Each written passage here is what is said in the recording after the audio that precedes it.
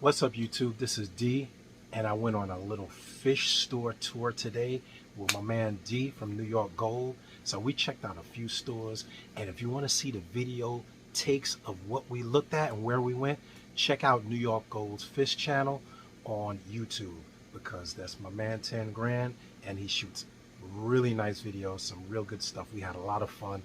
We saw a lot of fish. But anyway, let me tell you about what I got today.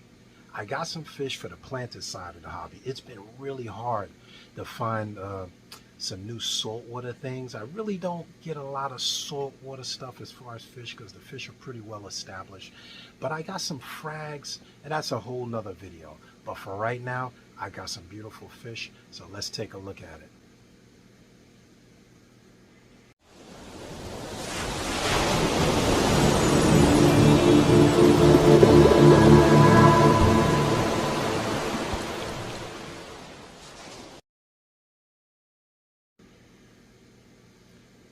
So like I said, I got some freshwater fish, not too much, but I've been trying to fluff up the school for the planted side of the hobby here. I got a few nice little species, but anyway, enough jibber jabber. Let's look at what I got.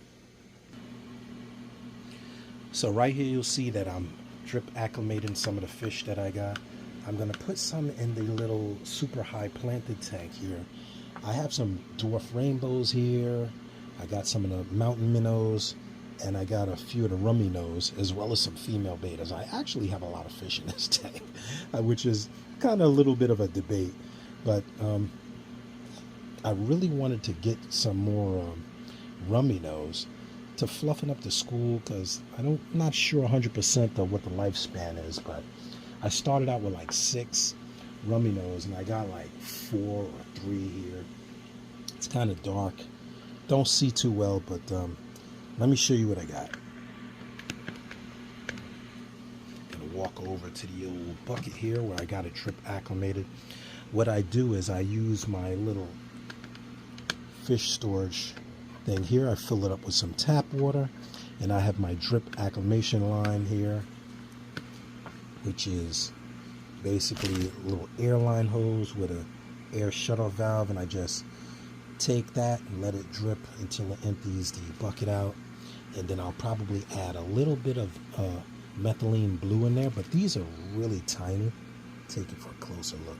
These are really tiny and probably get lost in that tank. I'm hoping they don't get beat up or anything like that. But I basically have 3 rummy nose, and I got 6 redline pencil fish. Now I have quite a few little baby redline pencil fish that I have in my little grow out tank from last time. I probably have like 3 in there, but I want to add some more because these are fish that don't get that big, and I really want to have them in a nice population. I may even luck out and get them to breed. I know what you're saying, I don't have them in a dedicated tank, but you know how that is. We run out of space, and you know, in retro I may just change my mind and put these in a different tank. So let's take a look at another tank and see if I have a change of heart first. Now in this 5-gallon here, which is pretty small, I have some tiger limia as well as some blue-eyed rice fish in there, and they've been doing really well. I thought I saw fry in there a while back, but it just turned out to be a really small one that I forgot about in there. I also have a freshwater crab, which I often lose track of, but he's basically been a good neighbor. He doesn't grab any of the fish. He goes and picks everything out of the gravel and keeps the tank pretty nice and clean. So I'll probably reconsider. All of the tanks are fed with the same water changes, so I'm not really worried about acclimating again or changing that. I could if I want to. Only thing about this tank is maybe I won't add them to this because I have this tank stays a lot cooler than the other tanks. I usually keep this one around 68 to 70. Around the cooler side, I let the temperature fluctuate a little bit. So, yeah, maybe I won't do that. But on the update side, the biggest problem that we have as hobbyists is, man, we run out of tanks space.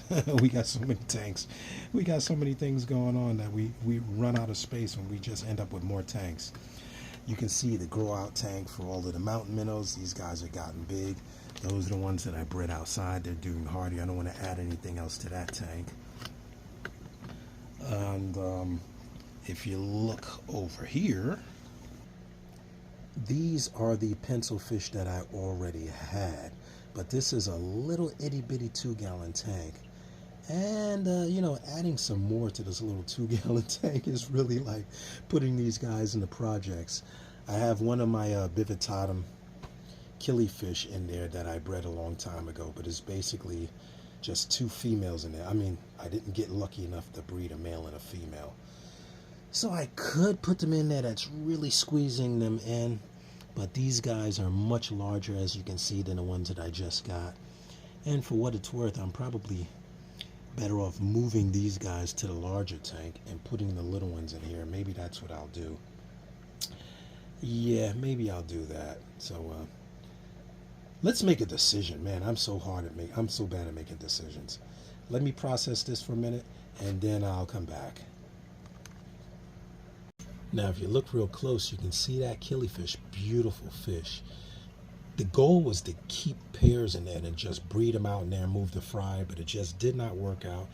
I didn't end up with a pair. This is actually 2 males, not 2 females. So I did not luck out with breeding males and females. For some reason, some people say it's the pH, some people say it's the temperature, but anyway, I did not get any any pairs. And there is the pencil fish. They are really pretty fish. I may just put the little ones in here with them. I'm really hesitant. I hate to put all those fish in such a small tank, but these guys have grown really nicely. They do good. They pretty much bury themselves into the spawning mop there, but I don't see any fry come out, so it's been a failed project. I didn't get any fry out of this. You can see I got 2 mops in there. I change water in this every week. I keep the pH around in the 6.5s. I've tried it even lower, which has been good for getting them to grow, and the colors are really nice. But yeah, leave it in the comments below. What do you think I should do? I'm going to do it right now, so it's like putting the cart before the horse, just asking. I'm really on the fence. Let me make another flashback and make a decision. So spoilers, I decided to stick with the plan and add them to the 20 extra high tank. I did add like 1 drop of methylene blue. When I use the methylene blue, I like to leave them in there for about 15 minutes. I don't leave them for longer than that. And this basically is not a replacement for quarantining, but any scale-borne or skin-borne parasites, it tends to treat them for like any bacterial infections and things like that. Not to say that it cannot still progress, and I do not recommend other people doing that. It's always a better practice to actually have a quarantine tank, but this is just a foregone precaution that I like to take. It's really bad to just add fish straight to your tank, especially when you're not 100% sure of the health or quality of fish, but this is just a precaution that I take. So I'm going to have them here.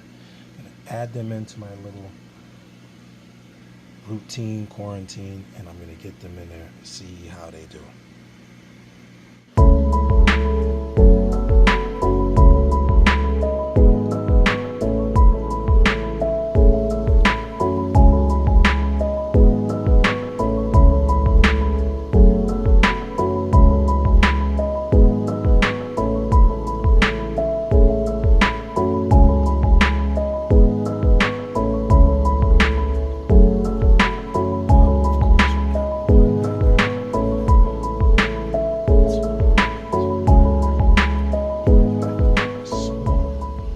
Big enough to get caught in these little nets. So freedom, freedom, freedom. These guys are swimming around. They've already, pardon the mess over there, they've already gone straight down into the plants, which is another reason I decided to put them in this tank. They have a lot of cover and a lot more opportunity to hide and get comfortable. So upon releasing them, they've already dived into that lush plant growth that I have in this tank, which is another reason I says let me put them in here where they have a lot more room to hide and maybe spawn out, get a little comfortable with the tank. You see this guy's just chilling in the front here. He's like, yeah, baby, I'm out of that little store tank that I was in.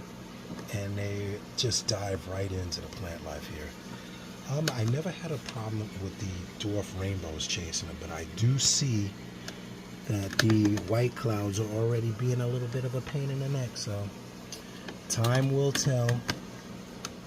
And as with any fish addition, you never know until that first couple of hours how everything's gonna go, but it's not like I'm gonna be able to catch these guys, unfortunately.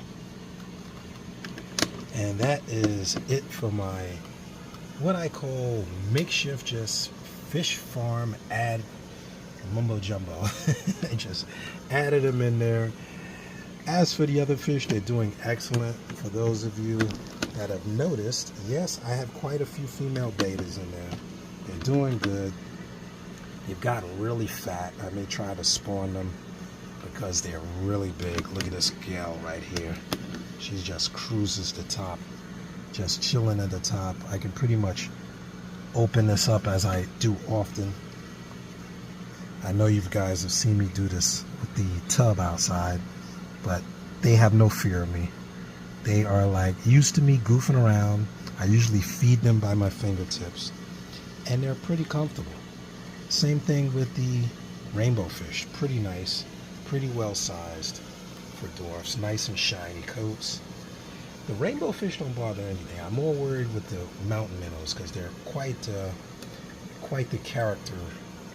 I hope you guys have had a nice holly and jolly holiday. I hope Santa brought you everything on your list. And coming soon, we're going to talk about some of the beautiful aquarium gear that I got for Christmas. So stay tuned, click that subscribe button. Just a regular guy keeping fish like everybody. Nobody's an expert. My goal is to learn something every day. Till next time, I'm signing out. Love, peace, and hair grace. This is D. Happy holidays to all. See ya.